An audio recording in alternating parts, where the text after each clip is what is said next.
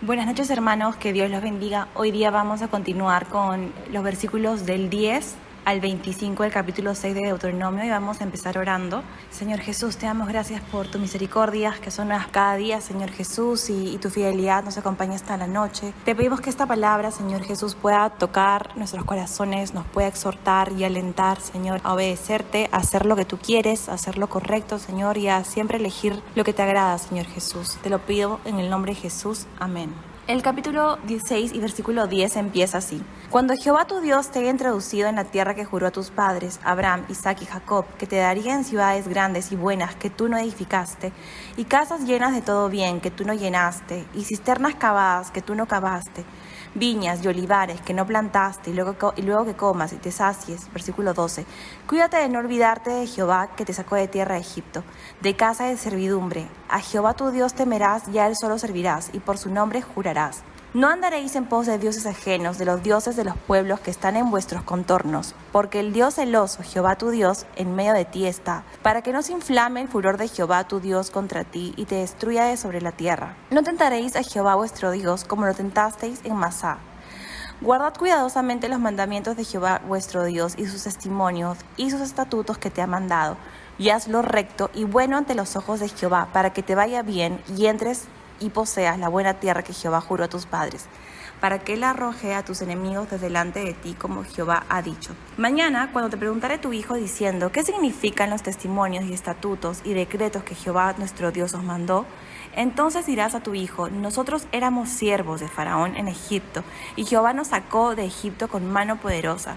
Jehová hizo señales y milagros grandes y terribles en Egipto, sobre Faraón y sobre toda su casa, delante de nuestros ojos, y nos sacó de allá para traernos y darnos la tierra que juró a nuestros padres.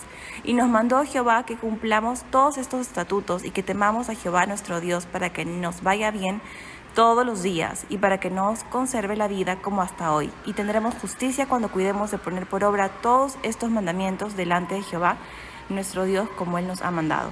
Como algunos de ustedes saben, la palabra exhortar significa alentar, llamar la atención y alentar, es decir, hacer ver o dar énfasis en que es importante el cumplimiento de cierta norma para que nos vaya bien. Y vemos acá que el Señor nos llama, nos exhorta, nos alienta a obedecer. Es el título que se da en la traducción de Reina Valera del 1960. Pero vamos a profundizar ahora en el significado de cada uno de estos versículos. Hay un peligro en dejar a Dios en los tiempos de prosperidad. La Biblia dice en el versículo 10, te daría en ciudades grandes, que cuando Jehová tu Dios te haya introducido en la tierra que juró a tus padres, Abraham, Isaac y Jacob, que te daría en ciudades grandes y buenas que tú no edificaste. Dios planeaba traer a Israel a una tierra abundante y preparada. En esta abundante bendición que Dios tenía para Israel había un peligro inherente, y era que podían olvidarse de Jehová, nuestro Dios, el que nos sacó de la tierra de Egipto, de casa de servidumbre. Esto es una realidad, porque la tierra de Israel es una tierra fértil. Puede ser una tierra de desierto o desértica, pero en realidad es un desierto que tiene nutrientes. Por eso que cuando hay lluvia, el desierto del Negev, el desierto de Judá, el desierto de Jezreel, fructifica, le salen flores, le salen árboles, las palmeras sobreviven, porque hay agua, es un desierto fértil, es un desierto, una tierra bendecida por Dios, y nuestra vida es igual. Nosotros somos una tierra que está nutrida, somos una tierra que es un potencial para el Señor, y en sus manos Él puede bendecirnos. Él puede darnos cosas, como dice acá, ciudades grandes y buenas que nosotros no hemos edificado. Pero el Señor tiene que tratar los corazones de sus hijos e hijas. ¿Por qué? Porque muchas veces el Señor no nos bendice porque está Él tratando de purificarnos o limpiarnos. Acá dice, porque podrían olvidarse de Jehová, que nos sacó de la tierra de Egipto y de casa de servidumbre. Este pueblo había pasado 40 años en el desierto y anhelaban, extrañaban. Muchos de ellos comparaban sus vidas presentes con la vida anterior. ¿Y qué pasaba? Que ellos extrañaban vivir en esclavitud. Hace algunos días tuve la oportunidad de investigar cómo eran los esclavos, y realmente vi, los esclavos en primer lugar no tienen la capacidad de elegir.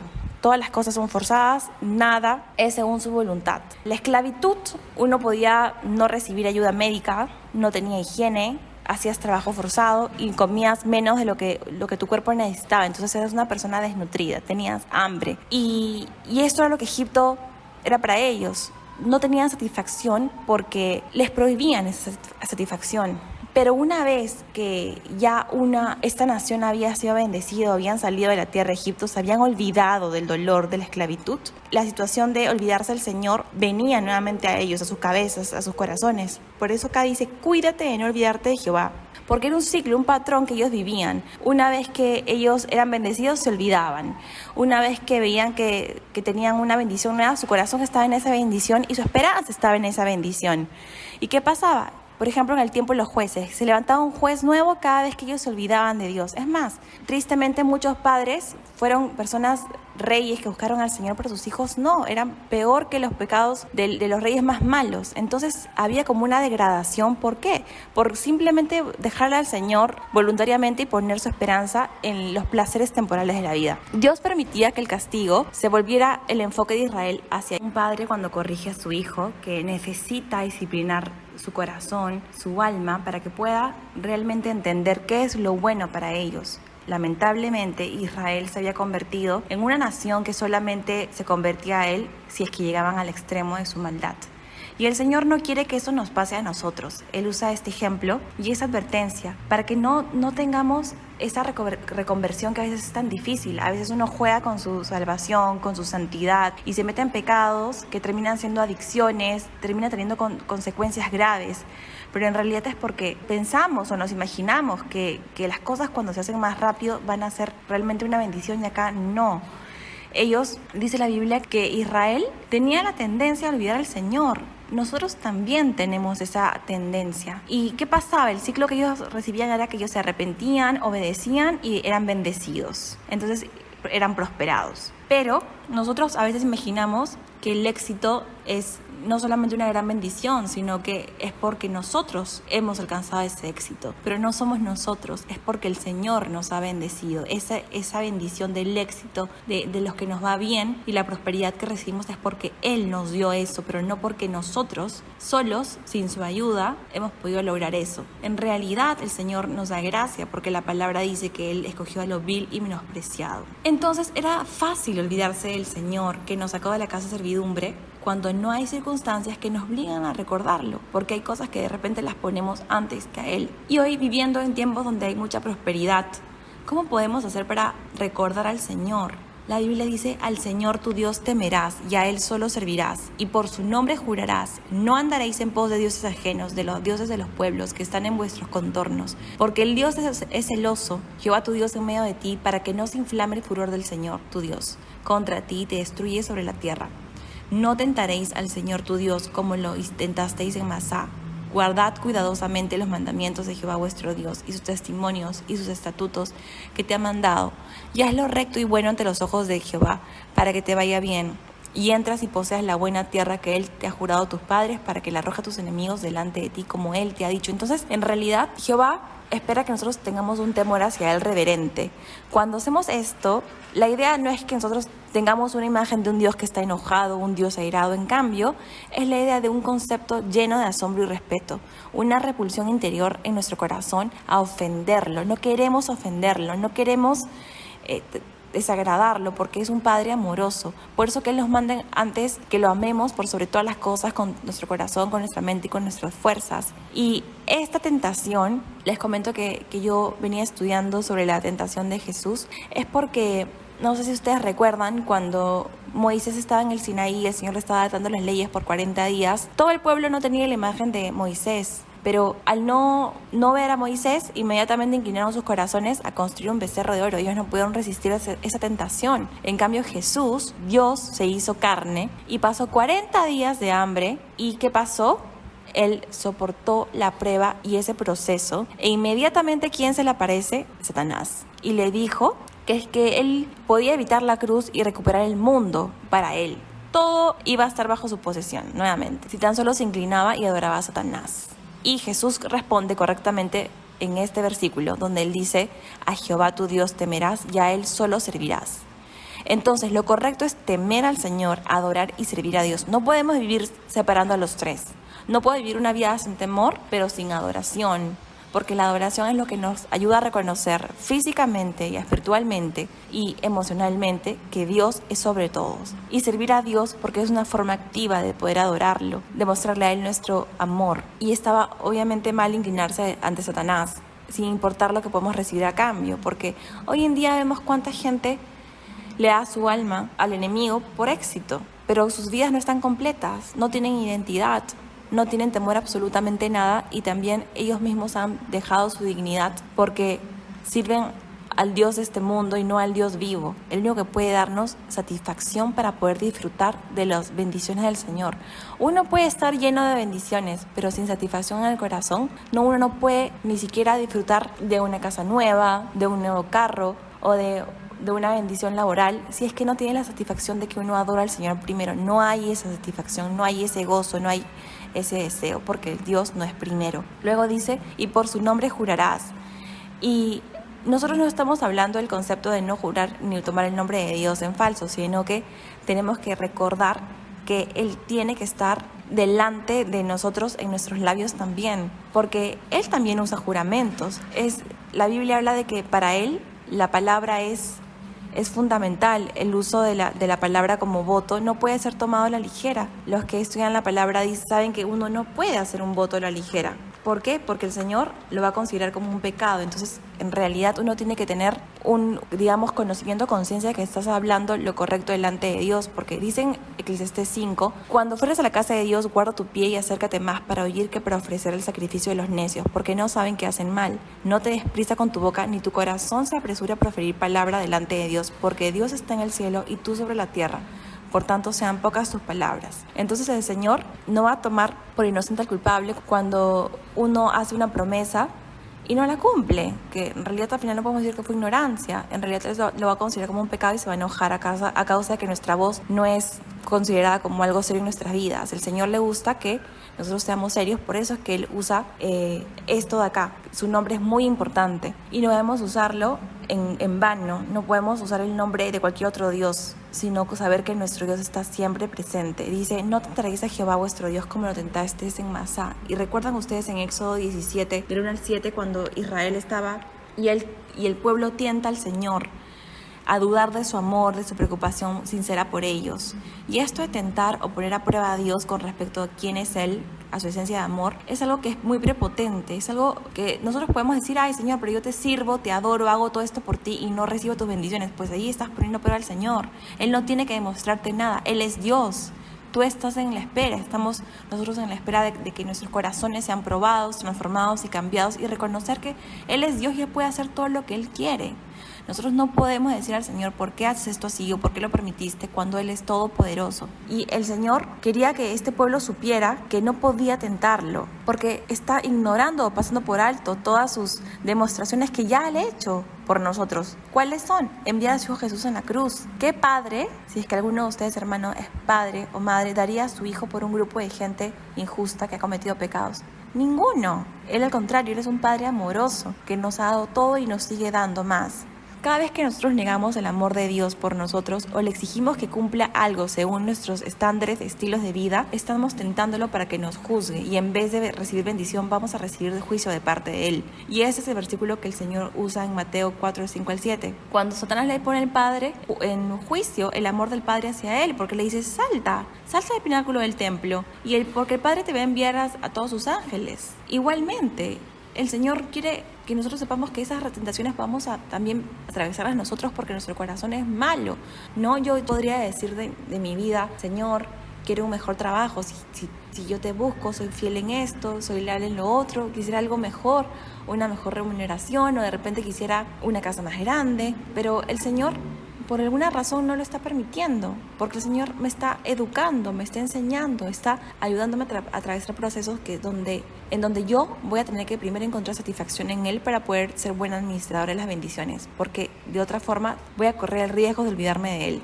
Dice, y haz lo recto y bueno para que te vaya bien. Nuevamente, el Señor nos pide que nosotros tomemos la decisión de elegir lo correcto. Y este es un tema muy repetitivo en el Antiguo Pacto. La bendición de Israel se basaba solo en su obediencia. Es decir, si ellos era una condición. Si ellos obedecían, iban a recibir bendición. Pero sin embargo, en el nuevo pacto ya no es así, porque nosotros somos bendecidos por la fe en Jesús. ¿Por qué? Porque Él es el único que pudo cumplir toda la ley. Entonces, ya no es que nosotros tenemos que ganar y merecer en el antiguo pacto. Entonces, ahora es distinto. Ahora tenemos que creer para recibir. El Señor quiere que nosotros tengamos fe. Este sistema del nuevo pacto funciona cuando recibimos al Señor Jesús en nuestros corazones, y es nuestro corazón el que reconoce que le hemos fallado, no la ley, sino la conciencia que el Espíritu Santo ha venido a nuestros corazones y es quien nos guía, ese consolador, quien nos constriña a hacer lo correcto. Y a través de la lectura de su palabra, entonces Él nos hace habitar seguros bajo su gracia, porque recordemos que ya no es por obras, sino por gracia. Yo de repente puedo servir en todas las cosas y de repente imaginar que por hacer todo eso voy a recibir la bendición. En realidad ya eso es el antiguo pacto. En el nuevo pacto es que nosotros somos justificados por su sangre preciosa y estamos seguros. Y el Señor dice, busquemos el reino de Dios y su justicia y todas las cosas van a ser añadidas. Entonces encontramos un deleite en tener una relación personal con Él, una relación en donde nosotros nos sentimos seguros en su amor y por lo tanto le amamos a Él porque Él nos amó primero. Y bajo este nuevo pacto no hay juicio de Dios por una desobediencia, es decir, ya no, porque Jesús fue puesto en la cruz por nosotros, pero hay corrección de Él. Eso sí sucede, porque Él es un Padre amoroso, no en el sentido de hacernos pagar por nuestro pecado, porque esa culpa la llevó Jesús en la cruz, sino en el sentido de que ya no podemos practicar el pecado. Entonces vamos a recibir consecuencias naturales de nuestra desobediencia, de las cuales Dios no ha prometido protegernos. ¿Por qué? Porque si uno sabe que robar está mal, pues y uno comete el robo, vamos a recibir perdón del Señor si es que nos arrepentimos, pero la consecuencia es que podemos ir a la cárcel. Entonces, realmente tenemos que tener esa conciencia de hacer lo correcto, porque vivimos en naciones distintas que tienen leyes también. Los cristianos que temen esa libertad del nuevo pacto, entonces debemos hacernos esta pregunta. En el Antiguo Testamento, esa obediencia a Dios era hacia el antiguo pacto. Era un sistema donde ganamos bendiciones porque las merecíamos y nos imaginábamos que éramos más piadosos mientras que hacíamos muchas más cosas. Pero en realidad en el nuevo pacto ya no es así. En el nuevo pacto es aquel que tiene un corazón humilde, como el publicano y el fariseo. El publicano no se reconocía justo y fiel delante de Dios y en esa condición de humildad, de humillación se acercaba delante de Él porque tiene una necesidad real de Dios. Y eso es lo que el Señor quiere que suceda en nosotros, que constantemente recordemos que nosotros vamos a recibir sus bendiciones, no por hacer las cosas bien, sino por agradarlo en una relación íntima y personal. Pero para evitar esta apostasía en los tiempos de prosperidad, tenemos que enseñar a nuestros hijos a entender y honrar al Señor. ¿Por qué? Porque ellos también van a venir a hacernos preguntas, como dicen los versículos 20 al 25. ¿Qué significan los testimonios y estatutos y decretos que Jehová nuestro Dios nos mandó? Entonces vamos a decir, nosotros éramos siervos de Faraón en Egipto, y Jehová nos sacó de Egipto con mano poderosa. Jehová hizo señales y milagros grandes y terribles en Egipto sobre Faraón y sobre toda su casa, delante de nuestros ojos, y nos sacó de allá para traernos y darnos la tierra que juró a nuestros padres. Y nos mandó Jehová que cumplamos todos estos estatutos y que temamos a Jehová, nuestro Dios, para que nos vaya bien todos los días y para que nos conserve la vida como hasta hoy. Y tendremos justicia cuando cuidemos de poner por obra todos estos mandamientos delante de Jehová nuestro Dios, como Él nos ha mandado. Entonces, normalmente la apostasía que viene después de la prosperidad aflige a la siguiente generación. Por eso que nosotros tenemos que anticiparnos y antes de que eso suceda, explicarle a la siguiente generación de que tenemos que entender que tenemos que caminar en rectitud con el Señor, porque la prosperidad puede ser un impedimento para ello. Eso no se trata solamente de un relato simple, sino que los padres tienen que contar sus testimonios, cómo ellos llegaron a una relación personal con Jesús, para que ellos entiendan que también tienen que llegar a esa misma relación. Ellos tienen que desear tener esa relación con Dios, tienen que conocer cómo han sido bendecidos, de qué el Señor los ha librado, cómo eran sus vidas pasadas, porque eso va a crear un temor de Dios acerca de las decisiones que van a tomar en el futuro. Es más, hace unos años en una conferencia en Harvard, donde estudiamos a los adolescentes, uno de los estudios que se hizo en Estados Unidos era que los adolescentes sabían que tenían que de alguna forma obedecer a lo que sus padres dijeran. ¿Por qué? Porque sus padres tenían una mayor experiencia de ello. pero eso sucede solamente con aquellos jóvenes que tienen una relación cercana con sus padres. Aquellos jóvenes que no son cercanos a sus padres, que no tienen padres que les hablen, que les expliquen las cosas, no van a tener una mejor comprensión del mundo y por lo tanto no van a poder tomar decisiones correctas. Por eso que Dios sabía esta necesidad de que un padre siempre hable con sus hijos. Desde el principio la comunicación ha sido la fuente vital más importante de pasar información a través de la historia universal. Entonces Dios lo sabía y por ello aquí el Señor está escribiendo. No sé si ustedes saben sobre la gran importancia que Finlandia lleva a cabo en la educación, que los hijos se demoran en ir al colegio porque los primeros años aprenden a leer y escribir en casa y aprenden a leer junto con sus padres, quienes los llevan a bibliotecas y aprenden sobre ello. Y Finlandia hoy en día, tienen las encuestas, es una de las mejores naciones y son las naciones más felices del mundo. ¿Por qué? Porque sus padres tienen una relación cercana con sus hijos. Muy a diferencia de Japón, donde los jóvenes se suicidan todo el tiempo, tienen los más altos índices de suicidio porque los padres son exigentes, piden, pero ellos no son capaces de mostrarles afecto ni tampoco que hay momentos en los que uno puede ser vulnerables en la vida. Y eso es lo que el Señor quería que esta nación y que nosotros supiéramos, que podemos ser vulnerables. Y luego dice, tendremos justicia cuando cuidemos de poner por obra todos estos mandamientos. No sé, hermanos, si alguno está en búsqueda de esta justicia a través de la ley. No es fácil, pero cuando uno lee los mandamientos, sabemos que en Jesús podemos encontrar ese sacrificio perfecto, ese Cordero de Dios que quita el pecado del mundo. Y la justicia de Dios muchas veces nos puede resultar injusta a nosotros, porque nosotros tenemos una tendencia al juicio, a juzgar a los hermanos por el más mínimo detalle, vivimos bajo la regla de oro, de pagar como nos pagan, o de repente sí hacemos lo correcto y amamos a nuestros prójimos como nosotros mismos. Pero en realidad el Señor quiere que nosotros hagamos justicia cumpliendo sus leyes y sus mandamientos, que pudiera parecer difíciles, pero en realidad todo esto ya fue cumplido en Jesucristo. Pero si es que nosotros recurrimos en el pecado, los que desean luego poder estudiar Deuteronomio 28 van a descubrir que todo el elegir hacer lo correcto, hacer la voz de Dios, es una elección personal. La obediencia acarrea bendición o acarrea maldición. Eso es un hecho en el Antiguo Pacto y en el Nuevo Pacto. El antiguo Israel, en el Antiguo Pacto, era un Israel obediente, pero las desobediencias y las consecuencias de ellas no eran inevitables. Y en realidad, si uno desobedece al Señor, cuando ustedes tengan tiempo de leer Deuteronomio 28, voy a parafrasear algunas, dice así: si uno desobedece al Señor en la ciudad, ¿qué iba a pasar? Un Israel iba a ser bendito en todas partes, en la ciudad, en el campo, al entrar y al salir. El fruto de su vientre iba a ser también maldito en sus hogares, en sus granjas y en sus cocinas. Iban a tener mortandad, tisis, fiebres, las úlceras de Egipto, sarna, comezón, locura, ceguera y turbación de espíritu. Un Israel desobediente sería maldito en la salud. Los cielos serían de bronce, es decir, no tendrían un clima beneficioso. Iba a ser maldecido en la guerra, iba a ser, si era desobediente, maldecido también por simples y terribles injusticias y tragedias. Todas las tragedias tendrían un resultado increíble en sus familias. Entonces el Señor quiere evitarnos que las horribles maldiciones del Antiguo Testamento vengan sobre nosotros también.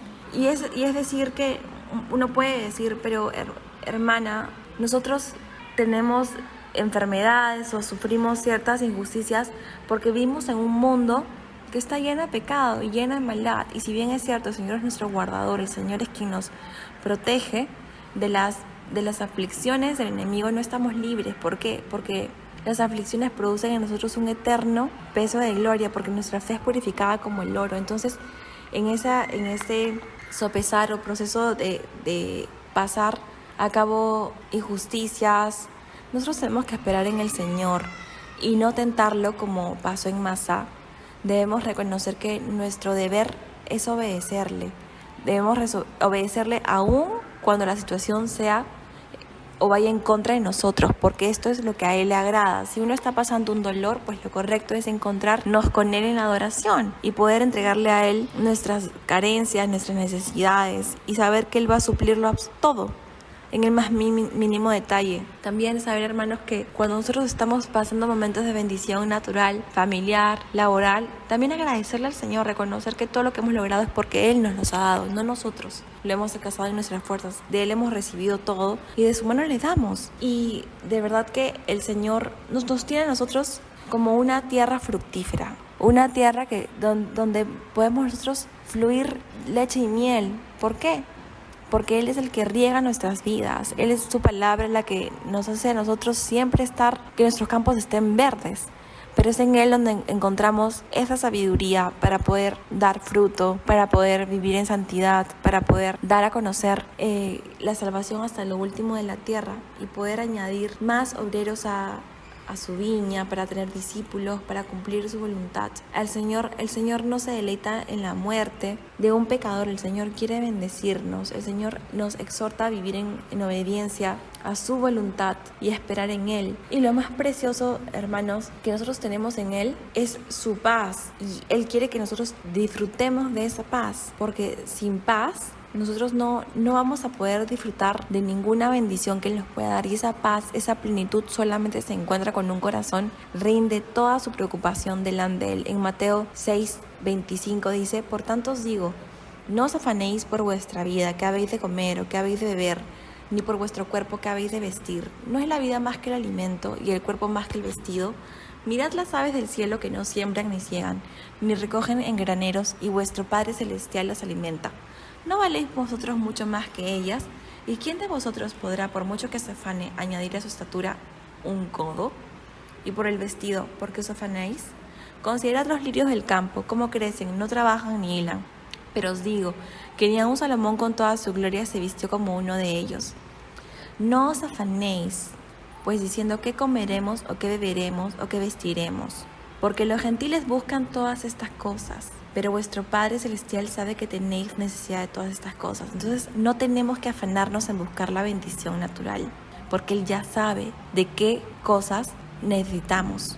Dice: mas buscad primeramente el reino de Dios y su justicia, y todas estas cosas van a ser añadidas. Entonces aquí quiere decir que nosotros somos del nuevo pacto, de ese pacto de fe, de que os van a ser añadidas. Es un hecho, el Señor nos va a añadir todo.